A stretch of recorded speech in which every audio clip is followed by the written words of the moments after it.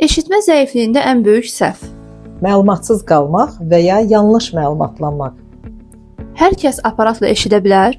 Hər eşitmə fərqlidir, ətraflı yoxlamaq lazımdır.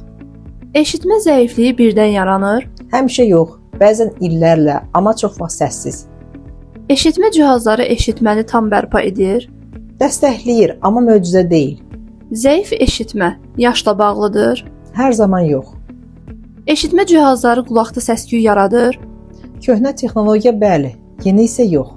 Aygün xanım, uşaqlar da cihaz taxa bilər. Lazımdırsa mütləq. Biraz gözlüyüm keçər. Gözləmək eşitməni yaxşılaşdırmır. Bir qulağım yaxşı eşidir, bəs edər. Beyin iki qulaqla işləyir. Hər gün cihaz taxmağa ehtiyac yoxdur. Davamlı istifadə nəticə verir. Hələ cavanam, cihazlıq deyiləm.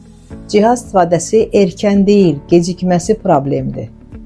Eşitmə zəifliyini uzun müddət görməzdən gələ bilərsiniz. Amma nə qədər tez müraciət etsəniz, bir o qədər nəticə yaxşı olar. Əgər zəif eşidirsinizsə, Avis eşitmə mərkəzinin sizə uyğun filialına müraciət edib yoxlamadan keçə bilərsiniz.